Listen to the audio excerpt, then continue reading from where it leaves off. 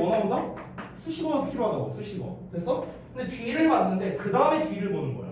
그 다음에 뒤를 봤는데 farmers 주어 나왔고 depend on 나왔고 depend on의 목적어가 없는 불완전한 문장이잖아. 그렇지? 자, 앞은 완전하고 뒤에는 불완전하네. 앞은 완전하고 뒤에는 불완전하네. 뭐예요? 관계대명사 대시예요. 그래서 대시 정답이 되는 거예요. 됐습니까? 이렇게 푸는 게 원래 정석이라고요. 앞에 선행사가 있으니까 라는 말로는 좀 부족합니다. 부족해요. 그걸로는요. 얘가 선행사인지 아닌지를 확인하려면요 해석을 해봐야 되거든. 근데 보통 이런 문제 나오잖아요. 여러분 해석 안 합니다. 해석을 안 해요. 그래서 틀리게 되는 겁니다. 그래서 여러분 해석하기 싫으니까 제가 정답률을 조금이라도 높여주는 방법이 요건 거예요. 요거. 됐어? 그래서 실제로 요거는요 절 관련된 거에는 사실은 다 적용이 가능합니다. 전부 다 적용 가능해요. 중등부 시험에서도 이걸 적용할 수 있고요. 고등부, 뭐 대학교, 토익, 토플 뭐 다 적용 가능합니다. 그래서 여러분이 요 개념만 좀 잘 알아두시면 돼요. 그러면 결국 절 관련된 어법의 포인트는 구문 분석이네요. 구문 분석을 잘해야 얘가 완전한지 불완전한지를 판단할 거 아니야. 그렇죠? 그리고 더 나아가서 보자면은 자타동사 구별도 잘해야겠네요. 주어 동사만 띵 나왔는데 이 동사가 자동사면 완전인 거잖아. 근데 타동사면 불완전인 거잖아. 그렇죠? 그러니까 이런 거에 따라서 완전 불완전이 또 결정되기도 하니까 자타동사의 구별도 중요해지겠네요. 근데 그거는 학년이 올라갈수록이에요. 학년이 올라갈수록. 지금 단계에서는 그 정도까지는 출제하지 않습니다. 어법에서. 어법에서는 그냥 여러분이 이 개념만 알고 있어도 충분하다. 이거를 좀 전달드리고 싶었어요. 그렇죠? 자, 이거를 알고 있는 상태에서 여러분이 이제 앞으로 이제 어법 공부를 한다면요. 그러면은 제가 좀 이제 설명하기도 좀 쉬워지고 여러분의 이해도가 좀 남달라질 거다라고 좀 개인적으로 생각이 드는데요. 오늘 진도 나갈 부분을 한번 펴볼게요. 바로 이제 좀 설명을 드릴 건데 여기를 좀 볼게요. 긴 주어가 쓴 구문이라고 나왔습니다. 우선은 저는 지난번까지는 제가 줌으로 수업하다 보니까 필기할 공간이 부족했는데 오늘은 줌으로 수업을 안 해도 되니까요. 제가 필기를 좀 할게요. 필기는 여러분이 알아서 좀 편하게 하시면 되겠습니다. 챕터 3에 긴 주어가 쓰인 구문이라고 나와 있고요. 책에 사실 정리가 나름 잘 되어 있거든요. 저는 일단 큰 틀만 오늘 설명할 겁니다. 큰 틀만. 커다란 틀을 설명을 하고 그리고 이제 뭐 예문도 물론 이제 보긴 할 거지만 큰 틀을 먼저 위주로 설명을 드리고 다 개별 첨사 위주로 여러분께 설명을 드리겠습니다. 자, 한번 볼게요. 일단 긴 주어가 쓰인 구문은요 크게 두 가지로 나눌 수 있거든요. 제목을 한번 좀 써볼게요. 챕터 3의 긴 주어 구문이죠. 말 그대로 주어가 길다라는 건데 주어가 길려면요 대표적인 조건이 두 가지입니다. 그게 책에 나와 있어요. 첫 번째가 뭐냐면요 명사구나 명사절이 나오는 경우. 첫 번째 경우 명사구, 명사절이 나오는 경우인데 얘네들을 사용하는 경우죠. 자, 일단은 하나씩 보자면요. 특징을 일단 공통적 특징을 하나 쓰고 갈게요. 명사구나 명사절이 나올 때는 단수 취급한다는 거. 됐어? 요거를 먼저 알고 좀 하자고요. 자, 그러면 첫 번째 명사구의 경우는요. 대표적으로 두 가지죠. ing를 쓸게요. 수부정사 그리고 동명사죠. 두 개. 명사구. 명사절은 종류가 좀 많거든요. 명사절은 좀 나눠서 쓸게요. 이렇게. 여러분 절이라는 거를 만들 때 절을 만드는 재료가 3개밖에 없거든요. 영어에서는 3개. 첫 번째 접속사, 두 번째 의문사, 세 번째 관계사입니다. 그래서 접속사나 의문사나 관계사가 이끄는 절. 그래서 자 그래서 접속사에 주어 동사가 나오는 경우가 있겠죠. 이때 쓰이는 접속사는요 주어 자리에서는 딱 2개밖에 없습니다. 어떤 거냐면 설명드릴게요. that과 whether입니다. that, whether 얘네밖에 없어요. 명사절 접속사는 얘네 둘밖에 없습니다. if 같은 경우는 주어 자리에 못 옵니다. 그래서 뺀 거예요. 자 그 다음에 의문사의 주어 동사는 모두 가능합니다. 의문사의 주어 동사가 니네가 중딩 때 배웠던 간접 의문문이죠. 간접 의문문. 그렇죠? 의문사 주어 동사. 간접 의문문은 무조건 명사절이에요. 됐어? 그래서 모두 가능하고요. 마지막으로 이제 관계사의 주어 동사입니다. 관계사의 주어 동사는 이제 종류가 크게 두 가지로 나뉘어지는데 첫 번째는 당연히 여러분이 제일 잘 알고 있는 what이겠죠. 관계대명사 what. 이거랑 또 뭐가 있냐면요. 복합 관계대명사라는 녀석이 있습니다. 복합 관계대명사. 그래서 요놈도 명사절입니다. 관계대명사 하면 우리 딱 머릿속에 떠오르는 게 which, 뭐 who, what 이 세 가지 있잖아요. which, who, what. 여기에다가 ever 붙인 애들이에요. whichever, whoever, whomever, 뭐 whatever 이런 애들. 이런 애들을 우리가 복합 관계대명사라고 하죠. 복합 관계대명사가 이끄는 절도 명사절을 이끕니다. 됐죠? 자, 얘네들이 전부 다 뭐다? 단수 취급인데요. 하나만 좀 특이한 게 있어서 얘는요. 가끔씩은요. 복수 취급도 됩니다. 가끔. what은요. what만. 나머지는 얘까지요. 복합관계대명사로. 그러니까 나머지는 다 단수 취급이거든. 투부정사, 동명사, 대절, whether절, 의문사, 주어동사 다 단수 취급이거든. 근데 관계대명사 what이나 복합관계대명사는요. 때에 따라서 가끔씩은 복수 취급되는 경우도 있어요. 그런 경우도 있어. 이거는 뭐 그냥 원리를 간단하게만 말해주면요. 뭐 중요한 건 아니라서 간단하게만 말해주면 안 써도 돼요. what이라는 건 여러분 잘 알다시피 thing, 대시잖아요. 나누면요. 이 대비하고 얘 꾸며주는 거잖아. 뭐 하는 거 이렇게 되죠. 근데 여기에서 이 선행사가 the thing 대신에 the things로 쓸 수도 있어요. the things. 그럼 뭐뭐 하는 것들이라고 해서 되겠죠. 그럼 이때는 당연히 the things에 또 우리가 what으로 쓰거든. 그러니까 이 what 자체가 the things 대수로서 복수 취급이 되는 경우도 있습니다.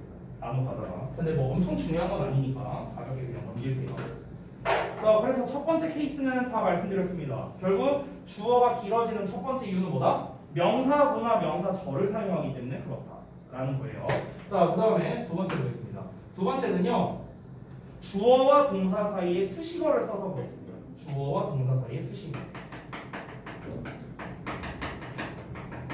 그러니까 정확하게만 하면은요. 형용사죠. 형용사 수식어. 그러니까 이런 구조예요. 주어, 동사가 멀리 떨어져 있고 요 사이에 나오는 놈이 이렇게 주어를 수식하는 구조. 요 구조예요. 요 구조. 됐어? 그럼 이제 요 덩어리에 들어갈 수 있는 형용사가 또 여러 가지가 있겠죠. 자, 그것들을 또 정리해 보자면 첫 번째 형용사 구가 있습니다. 형용사 구. 자, 형용사 구의 종류는요 여러 가지가 있는데 일단 가장 대표적인 게 전치사 플러스 명사예요. 전명구가 대표적이고 그 다음에 준동사에서는 투부정사, 형용사도 쓰일 수 있죠. 그 다음에 현재분사, 과거분사, 분사도 형용사죠. 이런 애들 가능하고요. 하나 더 쓰자면요. 형용사 플러스 전치사 플러스 명사라는 이런 구조도 있습니다. 이런 구조도 있어요. 뭐 예를 들면 이런 거야. 만약에 뭐 valuable in blah blah 이렇게 나오는 거야. 그래서 앞에 있는 명사를 수식을 하는 거죠. 됐어요? 이런 구조도 있다라는 겁니다. 그래서 흔히 얘를요 그냥 형용사 구 이렇게 얘기하기도 합니다. 이 구조 자체를요. 그 다음에 두 번째는 형용사절이죠. 자, 형용사절의 경우에는 이제 대표적인 게 역시나 관계대명사죠. 그리고 또 하나 관계부사가 되겠죠. 그렇죠? 가장 대표적인 거. 형용사절의 대표 두 가지가 되겠습니다. 관계대명사, 관계부사.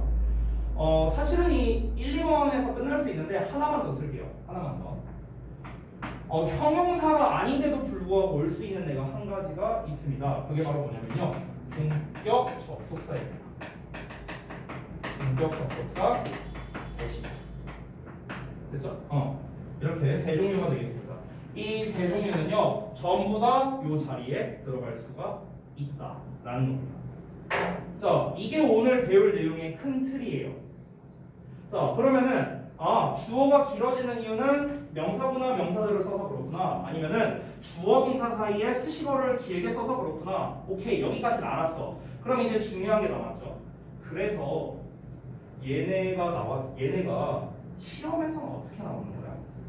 이게 중요하죠. 그렇죠? 시험에서 그래서 얘네 중이 어떻게 나오는데 또는 그렇게 나온다면 우리는 어떻게 해결해야 되는데 이게 이제 중요한 게죠. 그렇죠? 자, 일단은 어법을 기준으로 설명드릴게요. 1번 케이스는요, 결국에 시험에서 출제하는 거는요, 이거예요, 이거. 그래서, 출제 포인트는요, 스위치예요. 결국 스위치야, 스위치. 그래서 주어 자리에 명사거나 명사절이 오면 뭐다? 단수 취급한다는 거잖아요. 결국 이걸로 출제하는 거죠. 간단하게 말씀드릴게요. 물론 다른 걸로 출제할 수도 있어요. 완전 불완전 같은 걸로 출제할 수도 있겠죠. 아니면 왓댓을 구분하는 거 뭐 이런 걸로 출제할 수도 있겠죠. 근데 그것보다는요, 스위치로 출제하는 게 훨씬 비중이 높다. 이렇게 생각하면 됩니다. 자, 그 다음에 요거 2번 같은 경우는요, 이거는 조금 변수가 있는데 이제 어떤 수식어를 쓸 거냐에 따라 당연히 이제 변수가 많겠죠. 가장 괜찮은 녀석은요, 이 분사 쪽에서 출제하는 거예요. 분사 쪽에서. 얘가 사실은 출제율이 가장 높습니다. 분사 쪽에서. 그러니까 분사하면 딱 여러분이 떠올라야 되는 게 능동수동이거든요. 능동수동. 그러니까 근데 이렇게만 말하면 잘 와닿지 않으니 예를 들어 좀 보여줄게요.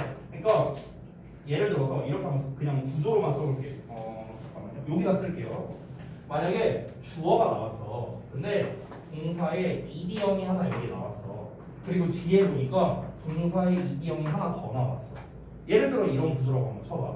그러면은 이 주어에 대응하는 동사는 얘가 될 수도 있고 얘가 될 수도 있단 말이에요. 그렇죠? 둘 중 하나야. 그러면은 일반적으로는 이 주어에 대응하는 동사는 얘란 말이에요. 얘. 그래서 이렇게 둘이 짝이고요. 요 녀석은 얘를 수식하는 구조가 되는 거예요. 그래서 그러니까 얘는 동사의 과거형인 거고 얘는 뭐예요? 과거 분사라는 소리라고요. 됐어요? 근데 생긴 게 똑같잖아. 둘 다 이디형이니까. 그러니까 학생들한테 혼동을 유발하기 위해서 보통 이 분사형으로 시험을 내는 경우가 많다라는 거죠.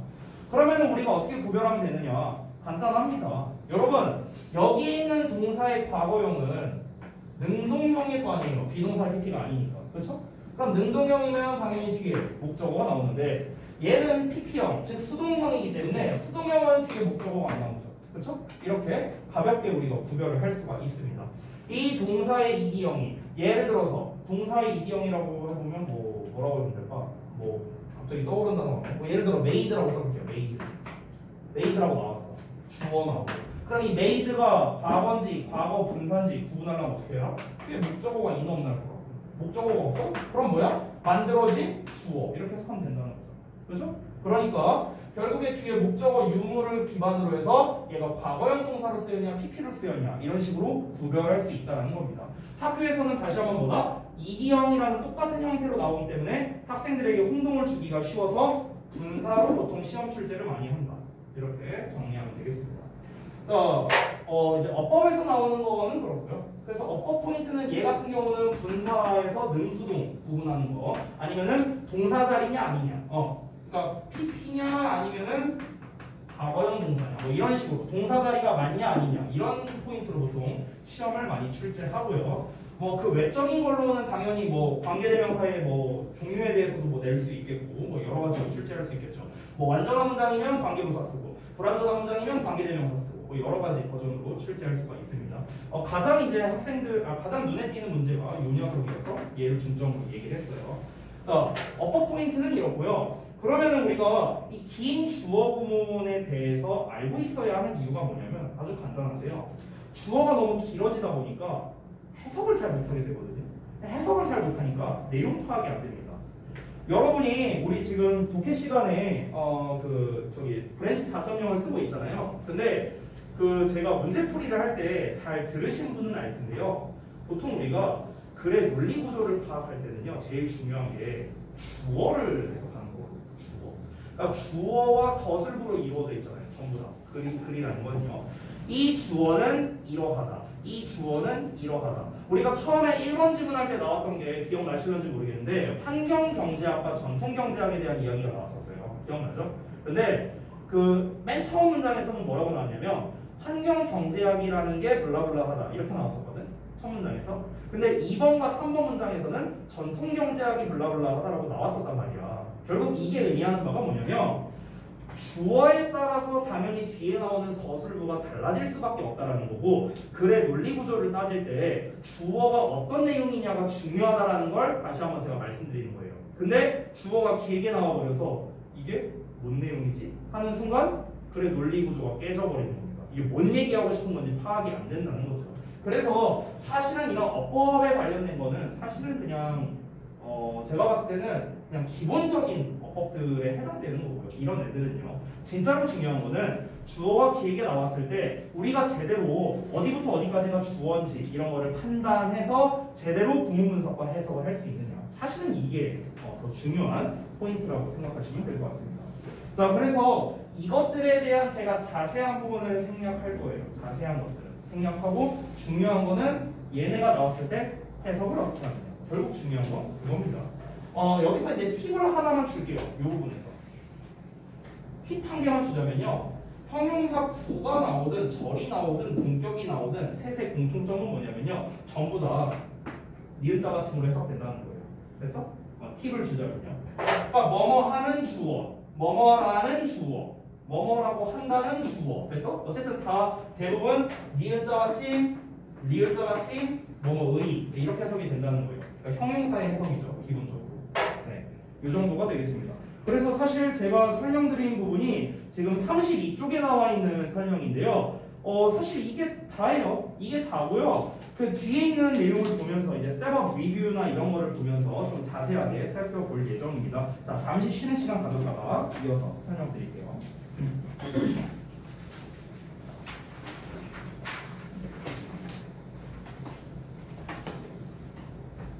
아직도 추워? 하면서 추워?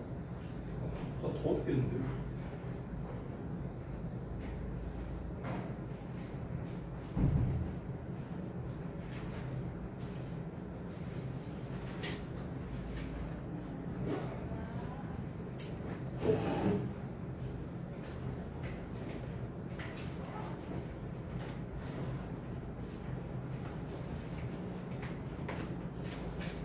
민아, 추워? 괜찮았어 갑자기? 몰라. 한서, 추우면 내가 내 옷 갖다 줄게. 나 여기 있어. 아니 그런 거 아니야. 뭐야? 추면 얘기해.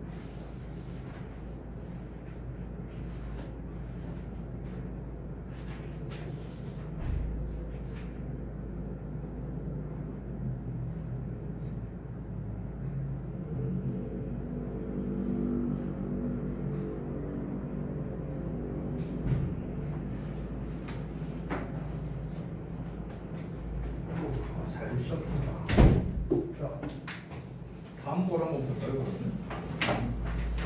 그냥 몇 개 포인트만 좀 볼게요. 포인트만. 자, 지워요.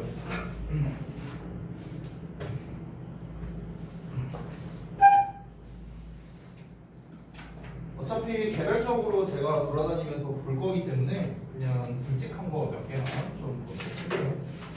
아까 말했다시피 일단 처음에는 명사 자체가 길게 나오는 거죠. 명사구나, 명사절이 나오는 패턴이 되겠습니다. 그래서 처음에는 동명사 주어가 나와서 단수 취급되고 뭐 이런 것들. 그리고 얘는 이제 대절이 주어로 나왔는데 뭐 대절은 당연히 보통 우리가 가주어진 주어로 이제 많이 쓰죠. 뭐 그런 형태가 나왔다는 거. 그리고 세 번째는 지금 문맥상 봤을 때 이제 whether절이 이제 쓰인 것 같은데요. 여기에서 whether절이 마찬가지로 여기까지 나왔고 역시나 단수 취급돼서 depends로 쓰였다 이런 거. 그리고 이번에는 what절이 이제 주어로 나왔다는 거. 그리고 이번에는 의문사의 주어 동사가 나왔다는 거. 뭐 이렇게 전부 다 명사 자체가 길게 나오는 패턴들이었고요. 자, 그 다음에 넘어가 보면 이제 수식어가 나온 패턴들이 될 텐데 첫 번째는 그냥 전치사의 명사가 나와서 주어를 수식해주고 있다. 두 번째는 투부정사가 나와서 수식해주고 있다. 그 다음에 세 번째는 보자. 여기서는 ing형을 쓴 게 맞겠네요. 그래서 여기에서 입고 있는 이라는 뜻이니까 이제 ing형으로 써야겠고요. wearing 같은 단어를 썼겠죠. 그 다음에 여기서는 이제 관계대명사로서 쓴 거고. 그 다음에 여기서는 동격에 대해서로 썼겠네요. 동격 같은 경우는 이제 뒤에 완전한 문장 나오잖아요. 이렇게. 그래서 동격이 앞에 나와 있는 녀석과 똑같다. 뭐 이 정도가 되겠습니다. 그래서 전부 다 패턴은 똑같아요. 주어, 동사 나오고 사이에 뭐 수식어가 나온다. 다 이런 패턴으로서 등장을 했다라는 겁니다. 그래서 지금 여기에 있는 세부적인 해석이나 이런 것들 또는 문제풀이나 이런 것들은요 제가 한번 볼 테니까 한번 돌아다니면서 확인을 좀 한번 해보도록 할게요. 그리고 잠깐만 참석할 거기 때문에 촬영을 좀 끊을게요.